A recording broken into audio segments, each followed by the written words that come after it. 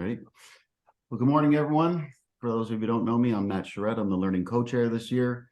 David, our chair, is out, so I get the honor of introducing Tinnin this morning. But you'll realize quickly that Do really doesn't need any introduction, because Do is exactly who you think she is when you see her speak. She is very authentic and genuine. And so it's going to be a great conversation for us this morning. But let me go ahead and read this introduction anyway. Thanks for joining us with our brand new strategic alliance partner, Skillway. And this is our 46th installment of our EO Exchange series. 46th. That's incredible.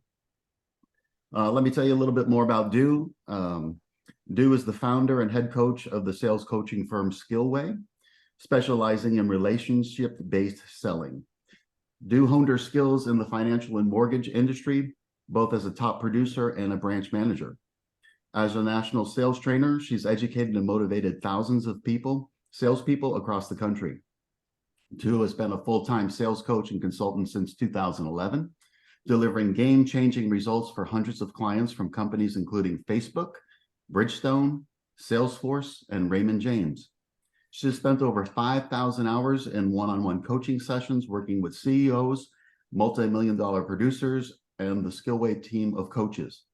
Do also shares her expertise and positivity as a guest speaker at seminars and keynote speakers nationwide, and she is amazing. So I turn it over to you, Do. Thank you so much. You are so welcome. Thank you for that very kind introduction. And thank you all for sharing your screens. I love when I get to talk to people and not to black screens. So thank you, thank you, thank you. I do have the chat open. I know Matt is also going to be helping me with the chat. I very much love knowing what y'all are thinking and how I can help you in any kind of way. So we're going to jump into talking about how do you increase revenue by diagnosing your sales issues. So I want to know a little bit about you before we get started, and you can just throw these answers in the chat and I'll see them as we come up. But I'm curious, are you the salesperson for your company? Do you have a sales team? How many people are on your team? So throw that in the chat just to give me an idea of how you all work. But as we get started today, as Matt said, that Skillway became a strategic alliance partner in October. We are also, I run Skillway with my husband and business partner, Shane Tinnin, and he is an EO member. And so I am very familiar with most of you. I love when I get to see all of your faces at the different events. And at Skillway, we help you crush your sales goals and love what you do. I am going to enjoy having conversations with all of you as we jump into this. And the first thing that I want to start with is a thoughtful question for you all. So how do you diagnose your individual team members' sales issues today? What do you do? Throw that in the chat so I can see some of your answers. And thank you for putting a team of 12, team of 35, team of 2. I am the sales. That is accurate for a lot of us as well. But how do you diagnose your individual team members' sales issues today? What do you do when you see an issue? How are you going through and figuring out what's going on with them? Thanks, Angela. I appreciate that. Use psychology methodology. Review their notes on the visit. That's perfect. If I get a signed contract, you'll look at that. That's how you know whether or not there was an issue. If you get a contract. And then one-on-one touch base meetings. That's most oftentimes what we are doing. We have, Haley says they have open discussions in their sales meetings. So one of the things that I want to start talking about immediately is that oftentimes we look at our sales team as a whole rather than really looking at each individual. And I would say that that is the biggest challenge that I have seen and that we run into, is that we lump our entire sales team or our entire organization into one single unit. And so instead of looking at your team as a unit, evaluate them as an individual. However, I also want to throw out there that all too often we are only evaluating numbers or evaluating our sales team on an annual basis. And some of us look at it on a quarterly basis. But what we really need to be doing is looking at it far more often than that. And when your sales numbers are down, or when any revenue numbers start to change, it's easy for us to blame the market. It is easy for us to blame our team. It is easy for us to blame the region or all of these other circumstances. But in any area of business, there are two areas where you are completely in control, and that is your attitude and your effort. So I'm going to take you through a process of how do you actually start to diagnose what is happening with your numbers. And most oftentimes there is some sort of symptom that is causing the issue. And at Skillway, we call these two symptoms an activity issue or a ratios issue. An activity issue is what are they putting into their skills, and a ratios issue is where are we faulting on either side of it. So we're going to take it on the left side first, and we're going to talk about a lack of activity. And what happens when you're talking about a lack of activity is it actually breaks down into two different areas. Is this motivation or is this time management? Because if they're putting in the activity, then that might be a ratios issue if we're not seeing the numbers that we want to. So let's take it one step further and talk about their motivation first. So I want you to think about one of your team members that you think could be struggling with motivation in some sort of way. And as I walk through these several different scenarios, thinking about motivation, I will then share with you how we go into it and what it could possibly mean. So motivation has to come from themselves. Now, we can be cheerleaders. We can motivate them. We can give them the feedback that they need. We can do all of these things, but it really does come to a very personal issue to help understand what their issue might be when it comes to motivation. So the first area I want you to think about is, does one of your team members have vision? So thinking about who could be struggling on your team. Do they have a vision? Do they have a bigger plan? One of our coaching clients struggled with vision significantly. And one of the things that we found was there was no motivation on the money side. She said she just wanted to make six figures. Once she hit six figures, it was as if her motivation completely went away. She had no more motivation. She hit her goal. And so that ties back to vision of what can you do with that? Can you create some sort of vision of buying a house maybe, or buying a second home, or putting more away for retirement, being able to retire early? But this is where you want to help your team members create vision, because when they have a bigger vision, they're then motivated towards achieving that. Bless you, Samira. The next one that we look at is, do they struggle with negativity? The 6 inches between your ears is significant. And we talk to ourselves more than we talk to anyone else.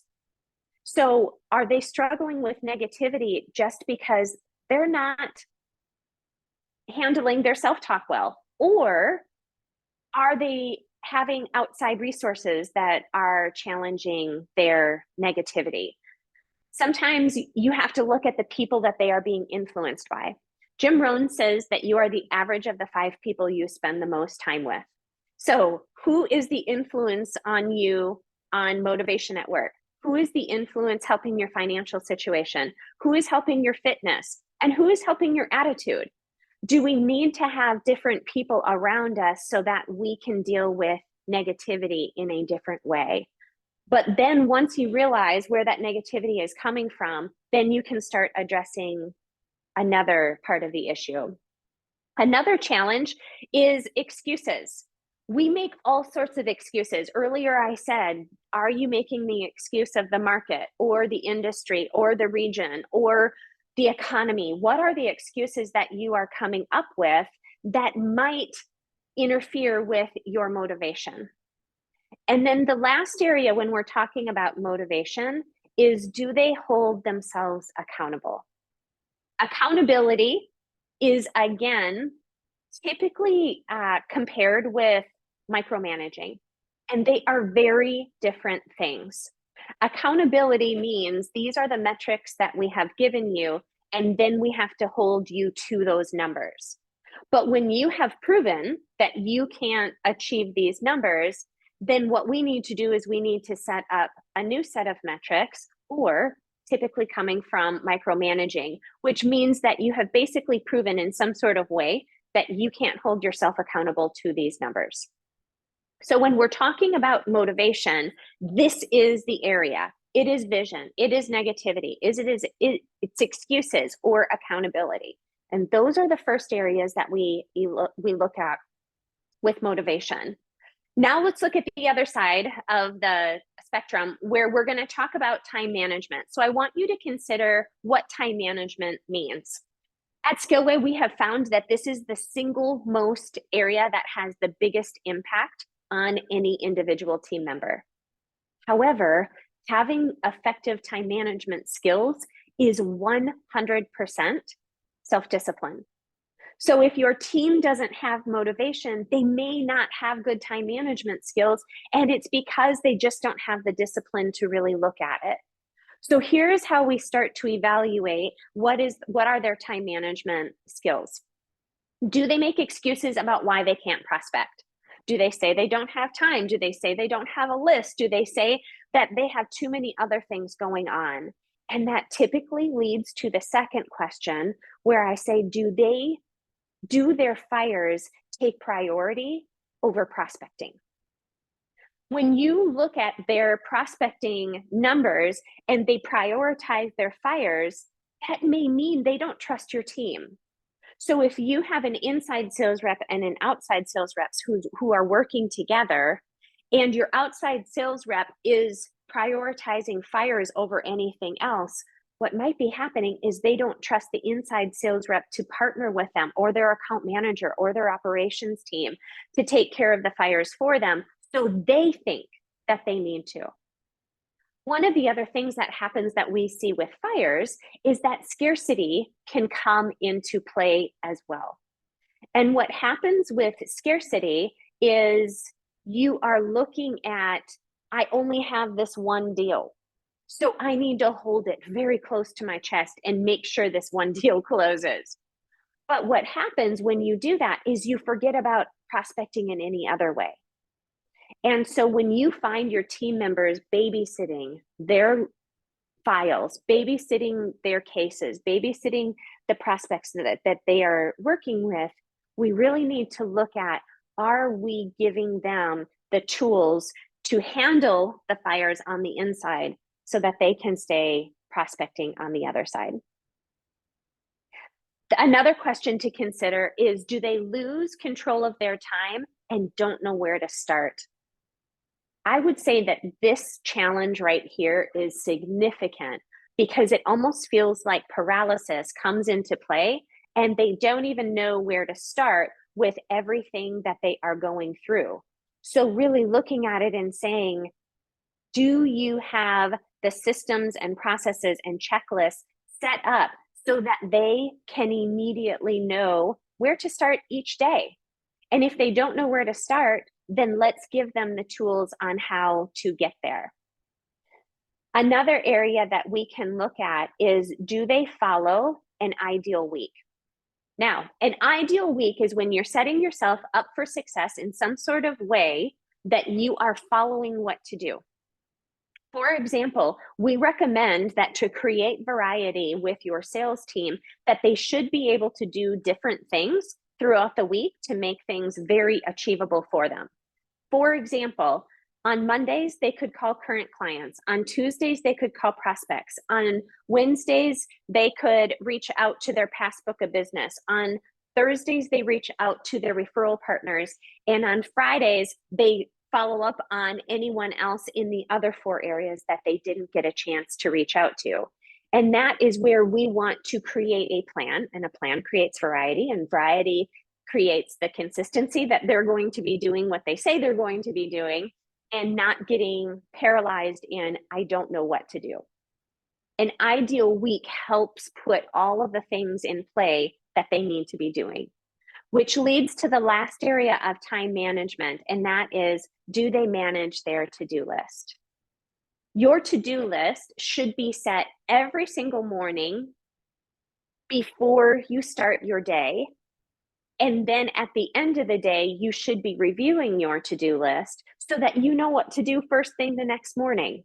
So really setting yourself up for success with your to-do list is not having a notepad with page after page or page after page on what you're going to be doing, but instead looking at it and saying, what are the immediate things that we need to do in order to make sure that I know what to do when I sit down in the morning, ready to prospect or ready to run my day.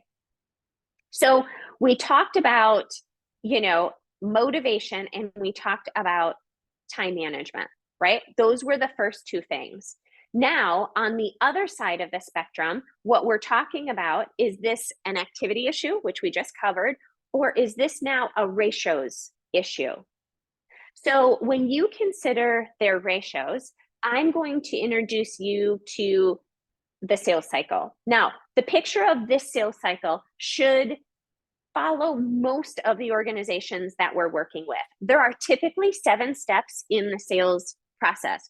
For those of you who have had me into your forums to speak, this is one of the topics that we cover, and we go deep on it. I'm going to cover it at a very high level right here, just so you know what each of the 7 steps are.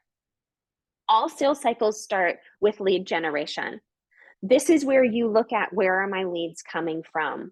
You should have 5 to 7 areas that your leads are coming from, not just one single bucket.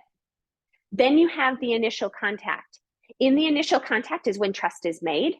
However, in the needs analysis is where people decide whether or not they're going to move forward with you. And that is because you are asking them really good questions.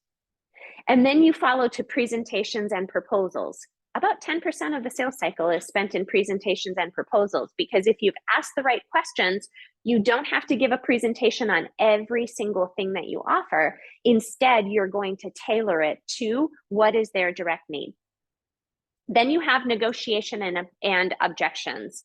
When you negotiate and handle objections, this is where you are determining what's going to be happening. And then when you move into closing, this is where you're moving forward into the person and asking for the business. And then finally, you have follow-up. Sometimes we look at it as project launch. It depends upon what you're doing. So these are the 7 steps of a typical sales process. But I want to let you know that you likely have salespeople who are really excellent at 1, 2, 3, and maybe 4 of these buckets. But very rarely will you have a salesperson who's good at all 7. And when you look at what areas are they good at within the sales cycle, this is where you can compare it to the game of golf. When you're playing golf, you have several different clubs that help you on the green, right? And on the course. And you know which tool which club you have to use to make your game more successful. That is exactly how the sales process works. You should have separate areas within your sales process that you are reaching towards, and know what tools you have available to you in lead gen, or in presentations, or in closing, or in the initial contact. You really want to look at it in all areas. So when we're talking about ratios, I want you to think through, what is your lead to close ratio? That is the most common ratio that most people want to know. With every single prospect that I'm sitting down with, how often am I closing that business? However, you can really look at this as having 3 or 4 or 5 different variations that you are measuring. And I'm going to walk you through, what do some of these mean? And then if this is something that you think one of your team members is challenged with, how do you fix it? So the first one I want you to consider is if they have a high lead to appointment set ratio, okay? They set a lot of appointments with the leads that they are talking to.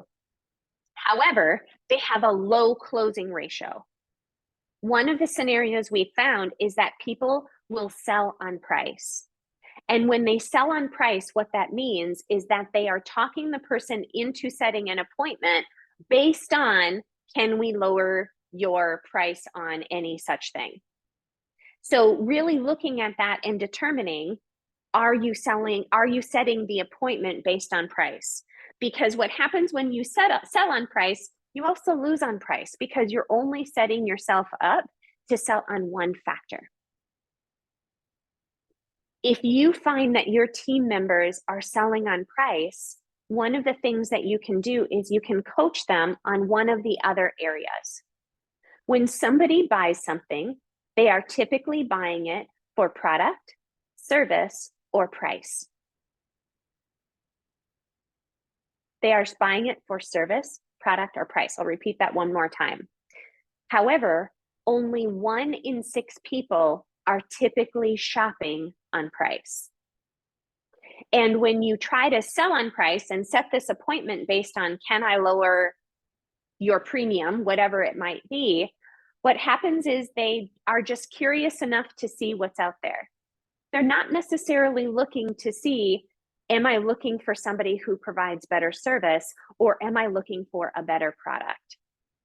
So really look at that and say, if one of your sales people are selling on price, just keep it in the back of your mind that we typically lose that prospect based on price, because that means they're price centric and they're not as loyal as we want to have them be. Let's look at another scenario.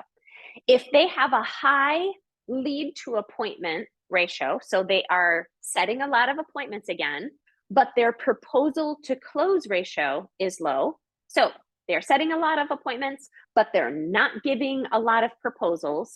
How are their presentation skills? Are they going in and just throwing up on your prospect? Are they going in and just presenting on too much information? Are they custom tailoring your proposal based on all of the offerings, or are they tailoring it just to the one thing that your prospect might need? And this is where it comes down to the presentation skills. How are they really filling that need and going through that? Then we have our third scenario. Our third scenario is if they have a high appointment set ratio, so they're setting a lot of appointments, but they have a low proposal ratio, meaning they're not setting many proposals. Are they talking to the qualified prospects? Sometimes your sales reps get so stinking happy with setting an appointment that they're really not looking at, is this an ideal prospect that I should be talking to? Is this really somebody that should be somebody that is in my pipeline? Because we do get really happy setting appointments sometimes. But are we talking to the right prospects? And if we're not talking to the right prospects, then it's really going to come up as a challenge. Scenario number 4 is if they have a low closing ratio, do they address multiple objections, or are they letting your prospects off too easily? In the sales cycle, you on average receive 4 objections. And every objection comes from status quo, meaning whatever they are doing today is good enough. There's no reason to even try, right? So if status quo is our number one objection, then sometimes that sounds like I'm happy who I'm working with, or they're looking at several other areas. So when they go to set the appointment and they're like, you know what, I don't have time, we're going to go ahead and look at this in January. Are they setting an appointment to follow up with them in January? Or are they letting them off the hook? When your prospect says, I'm happy who I'm working with, are they saying, that's fantastic? What do you like about your current provider? And really asking some questions to find out what's working for them. Because there is a pretty significant chance that they found something that might not be working. So looking at it and saying, what are those objections that they're hearing? And are they really covering those objections or answering them in a way?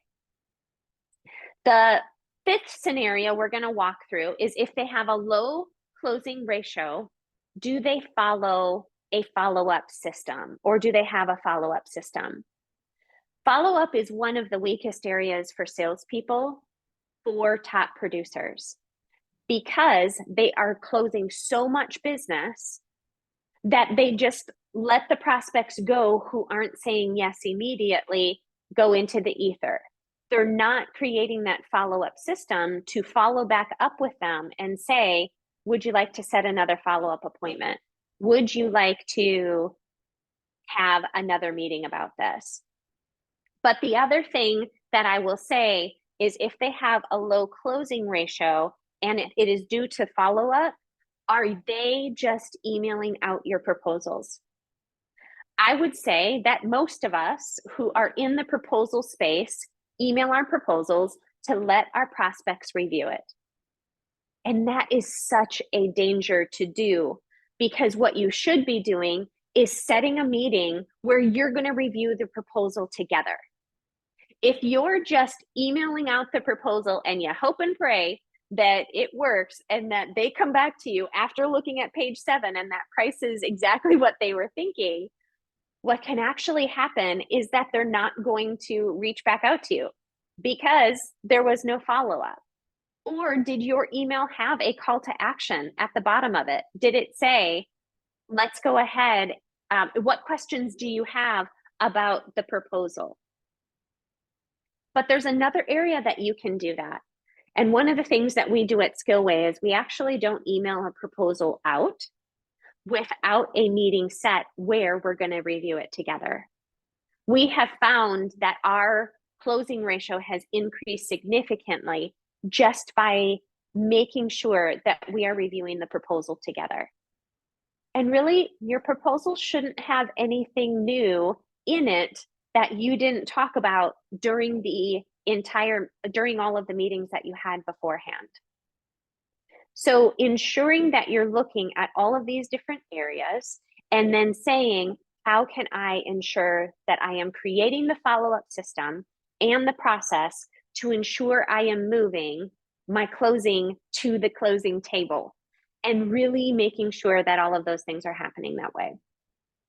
So we're going to move into some of the questions that you have. And as you're evaluating your business, this is your opportunity to get some live coaching on somebody on your team or a scenario that you're working through or a challenge that you are facing with maybe one of your salespeople. So feel free to throw those in the chat. Feel free to unmute or raise your hand, and we can talk through some of the scenarios that you might have with some of your sales reps. And who would like to go first?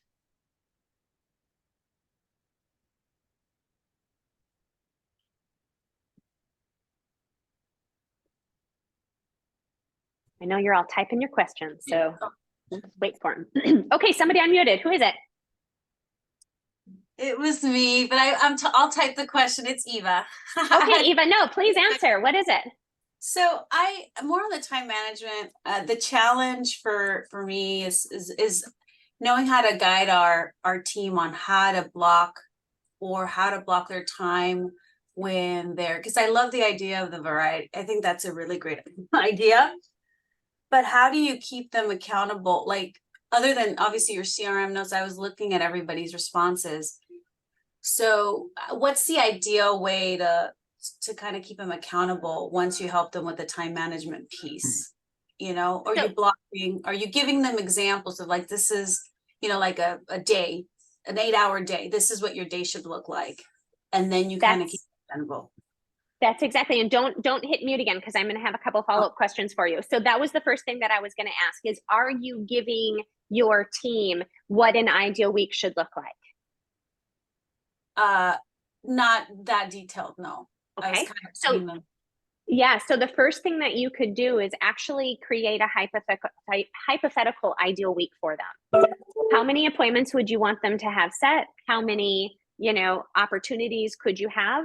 And then sharing with them, this is what we're striving towards. And instead, Eva, of really looking at it and saying, now go out there and get after it, just go do it, is saying, let's just try and have an ideal day once. Let's actually strive towards having an ideal day where we're actually following the system and the process, and then setting up the accountability after. Got it. How does something like that sound like something? Go ahead. Yeah, no, it sounds good. Do you evaluate every week? Do you evaluate what's the ideal time to be evaluating?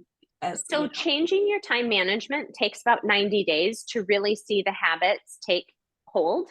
And so one of the suggestions that we say is evaluate the first day that you're doing it and every day your first week. Then you start to look at it. How did I do on my ideal day? Is there anything that I would change today to set me up for better success tomorrow? And then continue to do that for about the first month, really setting yourself up for success on that evaluation. And then after the first month, it turns into weekly follow-up. But really looking at it and saying, okay, this was the ideal week that I was going for. How can I then set myself up for success moving forward? What tweaks and changes do I need to make? And you're making those tweaks and changes basically on a weekly basis until we really start to see some of those other things take place. Thank you. You're welcome. Brent, go ahead. I see your hand raised. Can you unmute, Brent? Hey, Yeah. sorry, I'm in an airport, so I apologize if it's loud in the background. You're good. So I have a mentor. I'm in a real estate acquisitions company, and he recommends having a leads manager for your closer to essentially just set appointments for the closer so that he's doing what he does best, and that's just closes deals.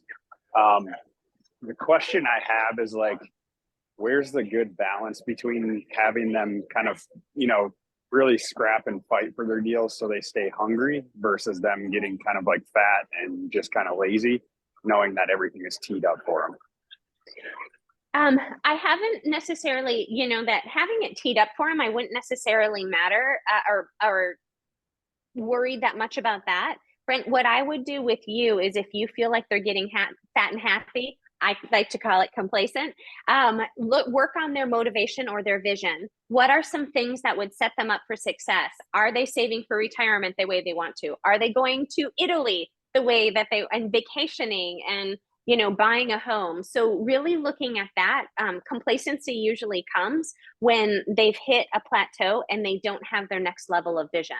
But I wouldn't worry about having your appointment setter. I think that that's a fantastic way if your business can handle it, but just making sure that they're getting really good qualified appointment set.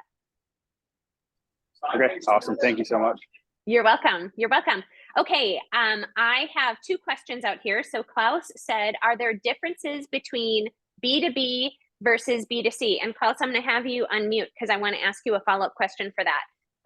Are you asking, is there a difference in their activity issues versus ratio issues if it's B2B versus B2C? Yeah, I was thinking more about your other chart where you had the sales cycle, the 7 phases of the sales cycle. Wondering if you see nuances difference there. And then activity, I think that for discipline around activity probably applies around both, right? Yeah, I was thinking more about the sales process. So there really shouldn't be a difference. Klaus, what I would say is if you're in the B2C market and you're selling directly to consumer, that your sales cycle just might be shorter versus when you're B2C, it might be 30, 60, 90 days, 3 years. But typically when you're selling B2C, your sales cycle is less than 30 days. So you might be doing multiple steps in one meeting versus having a different meeting for all of the individual ones.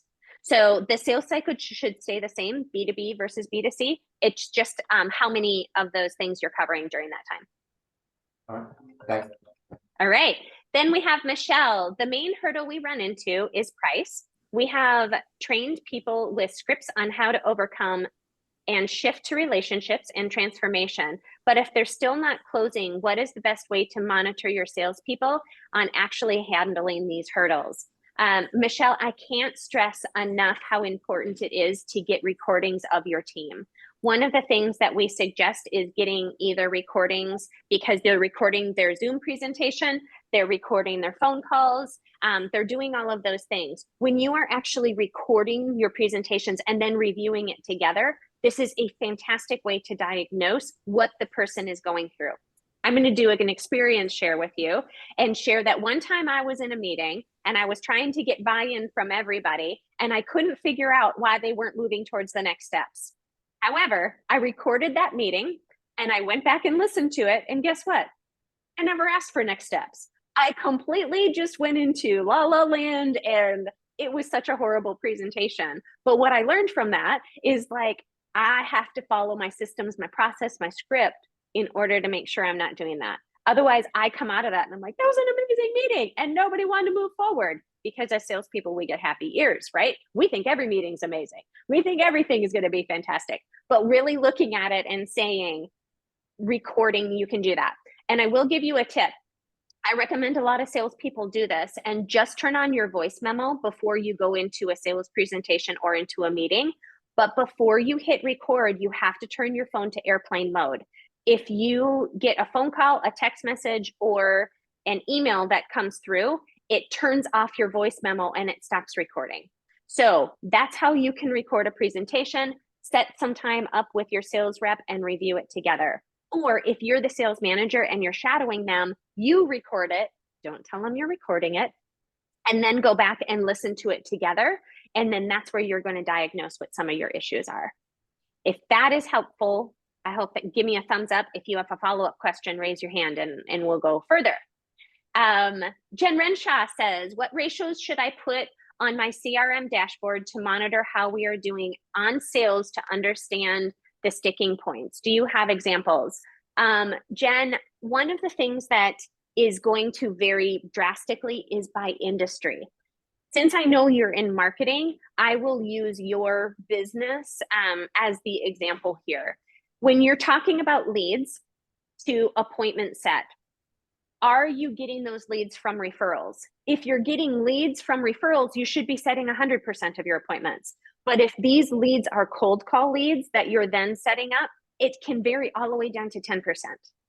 So it drastically varies. Then when you look at meeting held to proposals, you should be doing, again, about 60 to 70% of your meetings set should be getting a proposal. And then you want to strive towards proposals sent to proposals closed. You should want to really set a goal that you want that above 50% as well. So if you wanted to know what ratios you should be setting up in there, it really does vary. Where are your leads coming from, and what is your process to close them? So unfortunately, that can vary by industry. And then are they coming from referrals or are they coming from cold calls? So that would drastic vary. And that's some questions. Does anybody else have another question that they want to go through? Raise your hand or unmute. You're welcome, Jen.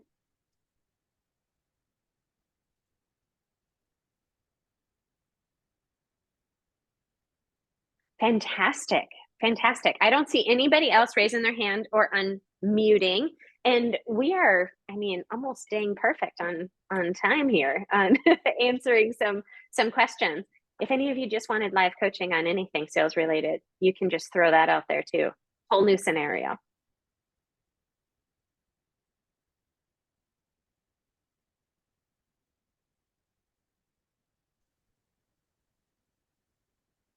I don't see any coming through. Hey, Du, can you talk more about the types of objections that you run into in some of the phases and how we might deal with them? I would love that. And then Brad sent another question over. So like I said, every objection that you're going to get starts with status quo. That's the number one objection. Whatever they're doing today is good enough. However, Matt, one of the things you need to consider is they need to want what you are selling more then they want the money in their bank account. So your value has to be there. Otherwise, they just don't have a need for it. So sometimes their objection is going to do with time. I don't have the time. I don't have the time to meet. I don't have the time to implement this. I don't have the time or the team to take this off my plate, and my time is too busy. Another area that objections can come up is anything to do with price or product or service. It's usually in that general area, and that looks like, I don't have the budget today. We're going to be reviewing our budget in October for next year. So price is another really a huge area. Performance is another one. Your product doesn't do exactly what I thought it should do, so that's another area that people run into. And as you're looking at product, and performance, and you're looking at all of those different areas, one of the things that you can really look at is, how are you going to answer that question in a way that really helps them? And then you really can handle all of your objections just by listening. One of the things that I would say is that most salespeople are so excited to say what they want to say that they don't spend enough time listening to what is the objection.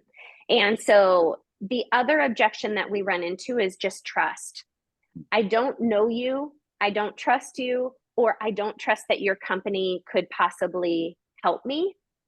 And then the final objection is authority. I'm not the decision maker. So whenever you see any of those objections, that's really where it comes down to. But listening to them and then creating a scripted answer with you and your team is one of the best ways that you can start overcoming these objections. And we recommend that you actually have a team meeting and you write down what your top 5 objections are, and then create a script on how to answer it. It's not on how to overcome it and, beat it out of them. It really is, how can we give them a solution that's going to work for them? Is there something that a prospect might say that we would just know that we're never going to make this sale and we should just move on and not waste our time instead of fighting over those objections? Is there anything that they might say or indicate to us? I will say that the family objection is probably one of the most powerful objections, and that is, my sister is a realtor. My brother is my financial advisor. My dad is my accountant. My brother-in-law is my insurance agent. People don't switch family because they don't want to break that relationship. So that is probably the only objection that I'm just like, oh, that's awesome. Thank you so much. And just immediately move on. I don't try to overcome the family objection. Awesome. Thank you. And then when they say no, that just means not for now. That just means you have to have a follow-up system that connect with them a year from now. I will say, Matt, I'll give one tiny success story that one of my clients went back through and reached out to every single one of his no's from the previous year. And by April of the following year, he had met his sales quota just by going back at the previous year and reaching back out to every single person who had said no to him. So no doesn't mean no. No just means not right now. Yeah. Awesome.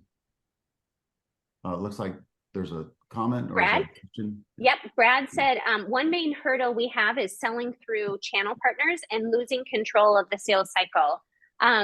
Brad, whenever something like that happens, so channel partners is when you're partnering with another person in another industry, and sometimes they are selling your services for you. One of the things that I do, Brad, is I try to do a joint meeting anytime I can, so I'm not losing complete control over the sales cycle. That's one of the things I really like to do. If you are losing complete control of the sales cycle, it's kind of like when you have somebody within an organization and they're like, send me the proposal, I'll send it on to the decision makers in my company.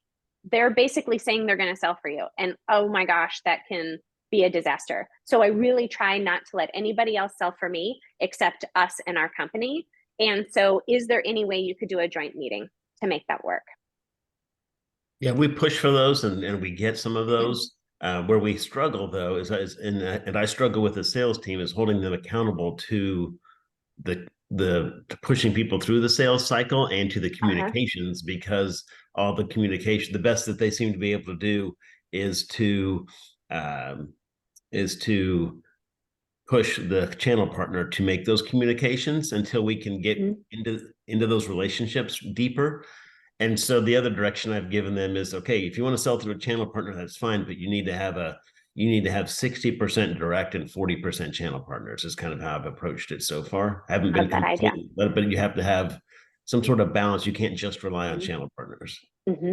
I love that idea. I love that idea. Creating some sort of metrics on where they're going to go. Another thing that you could possibly do with that, Brad, is have your sales reps get their channel partners to record one of their presentations. I just want to hear how you're talking about our services or whatever it might be. And instead, maybe you're creating a story if they don't want to use a script, but using a story that they could follow in some sort of way to make sure that they're selling for us the best way that they possibly can. Great. Thank you. You're welcome. Bill, let's see you. Thanks so much for joining today. Yeah, no doubt. So I think you guys actually just kind of covered the question I had about channel partners, but I have something else that I want to get feedback on. So our sales team or our sales strategy is, to connect with channel partners, or we call them referral partners, strategic partners. And we do try to stay involved in the sales process with the end user or the customer. But I think the challenge for us is on the front end with the salesperson. They start off trying to get customers, and through the customers, they identify channel partners, right? So then they eventually create these relationships with channel partners and start getting leads or referrals, maybe 6-12 months out, kind of makes their job easier.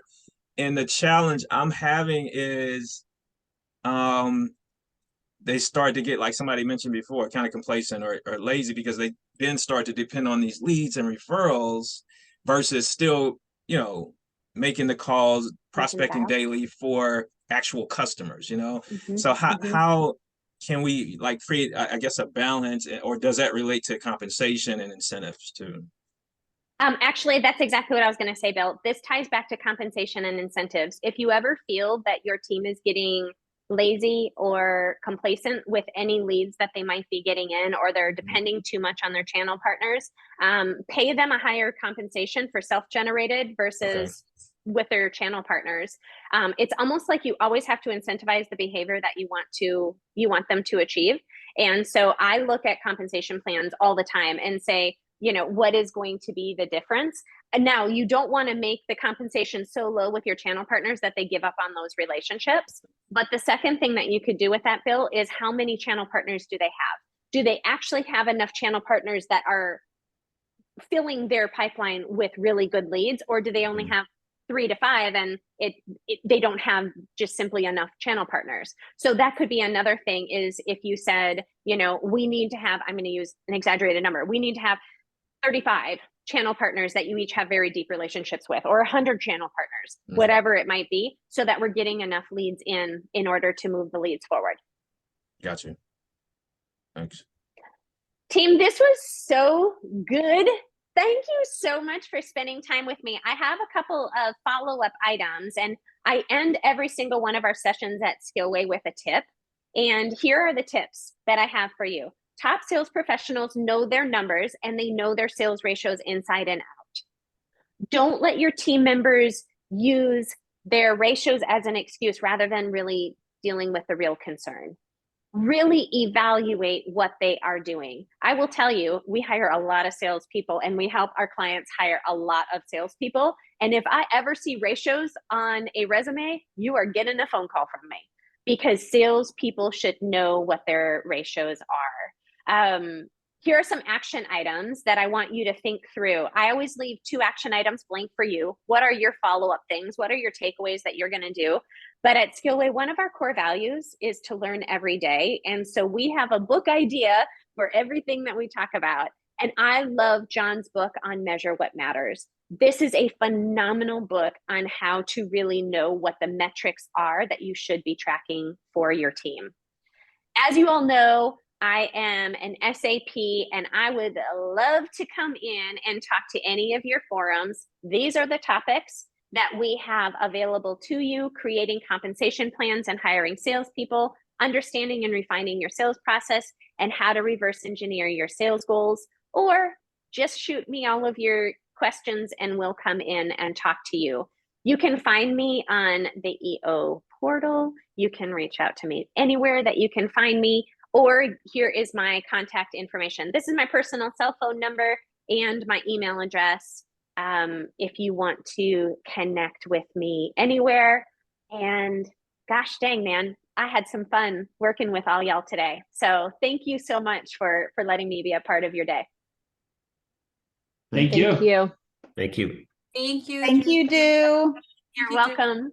You're welcome. Have a great day. Thanks so much. Thank you.